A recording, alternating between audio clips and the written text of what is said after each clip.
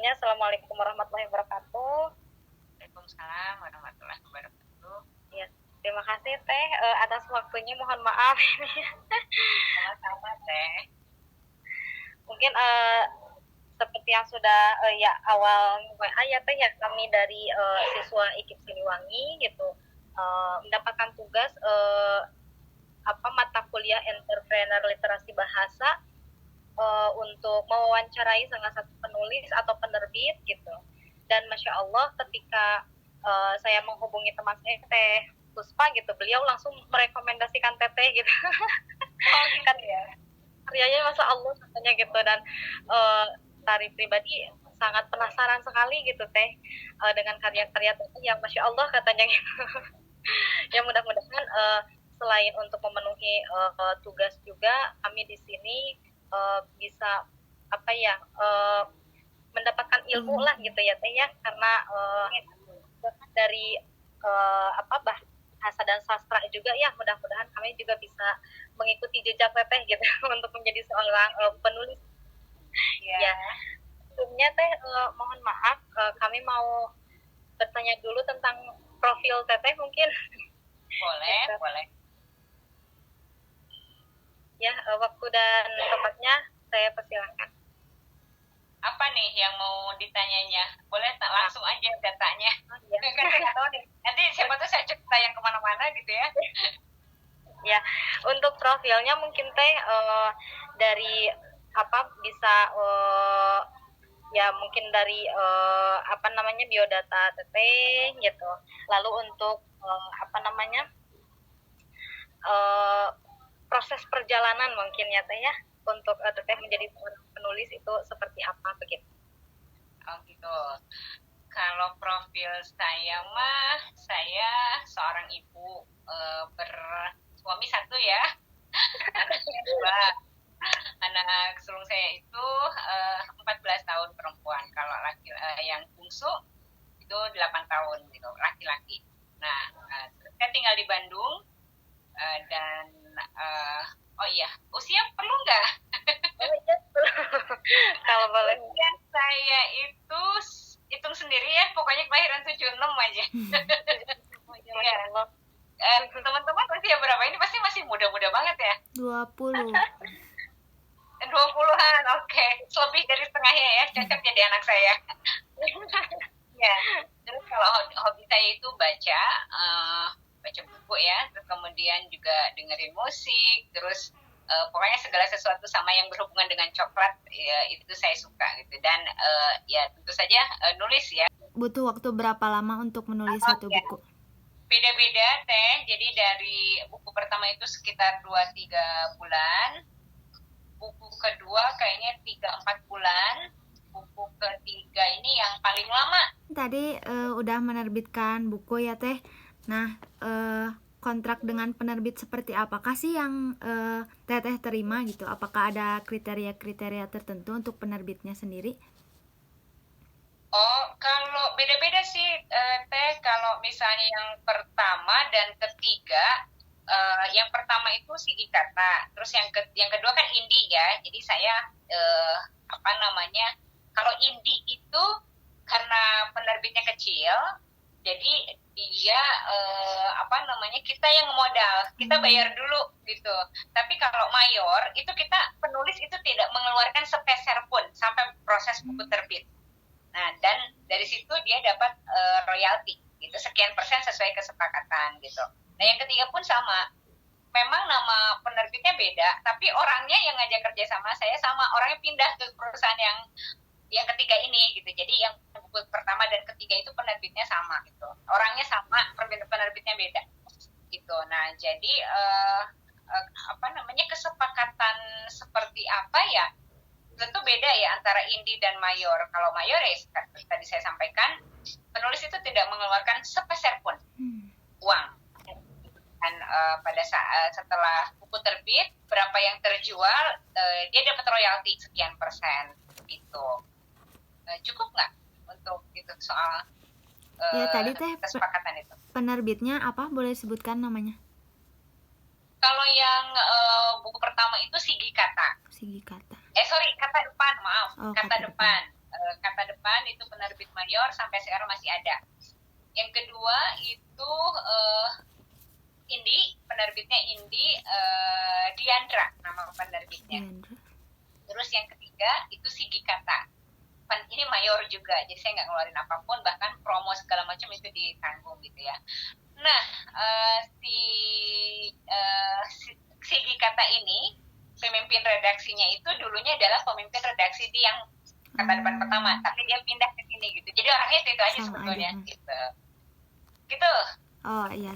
Nah selanjutnya tadi kan udah nerbitin 3 buku ya teh.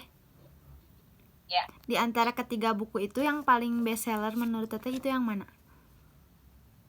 Kalau bestseller udah ketahuan dari angkanya. Ya. Kan itu ini ya ke angka penjualan gitu. Jadi kalau yang pertama itu berapa ya? 800-an lah, 800 eksemplar gitu ya. Pada saat buka PO ya.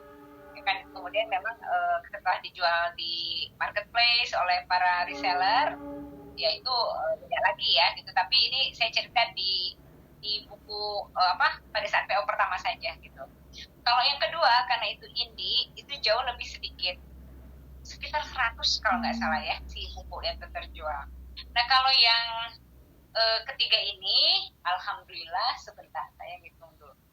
Itu sekitar 2000 kalau nggak salah pertama kali PO itu buka PO itu karena saya dibantu oleh teman-teman reseller marketing bukunya gitu yang memang mau waktu itu kami buka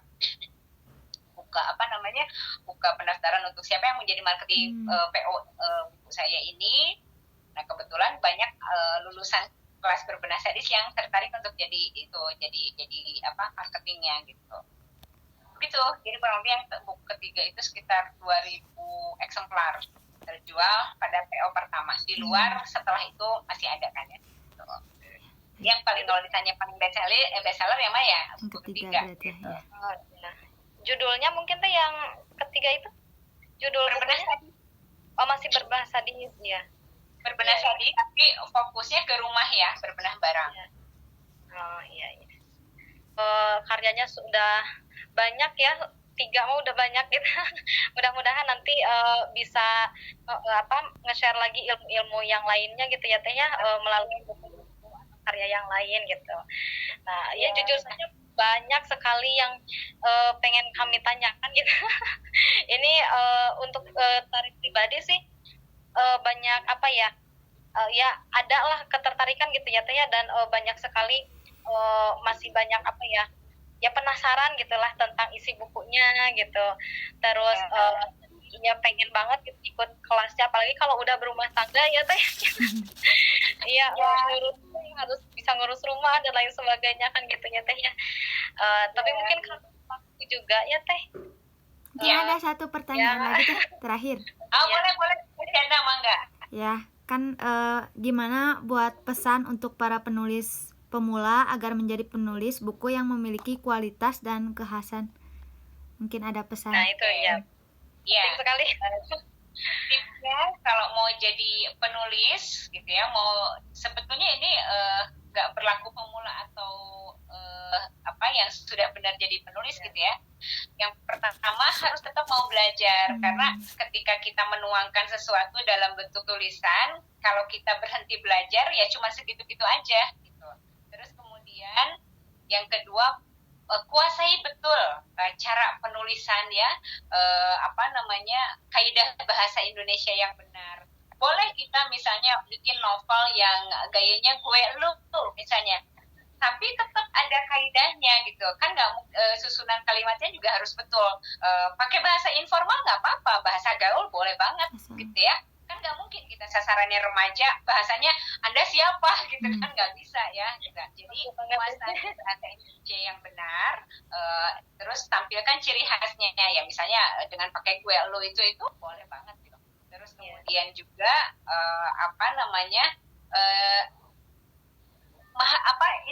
ini konsistensi. Jadi ada ide atau enggak, nulis aja tiap hari, apapun yang ini tulis aja tiap hari gitu lah. Itu akan mengasah, sama kayak pisau ya.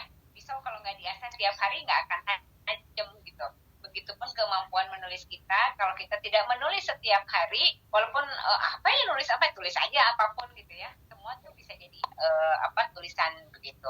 Nah, sama yang terakhir, ketika sudah menulis sebuah cerita, selesaikan. Jadi jangan udah tengah malas bikin cerita baru, nggak selesai lagi. Udah bikin satu cerita, selesaikan. Baru nanti soal edit atau segala macam itu belakangan. Itu paling. Oh iya, Masya Allah ya. Ada lagi Teh Cadna? Mungkin udah sih, udah cukup. Ya, Masya Allah ya Teh ya. Terima kasih banyak untuk ilmunya. Mudah-mudahan Teh.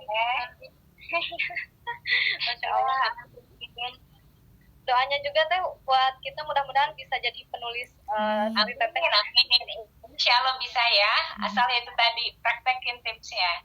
Nah itu. Siap. Dan yang paling penting poinnya mungkin dari Teteh itu, yang penting apapun yang kita tulis, yang penting bermanfaat untuk orang lain ya Teh ya.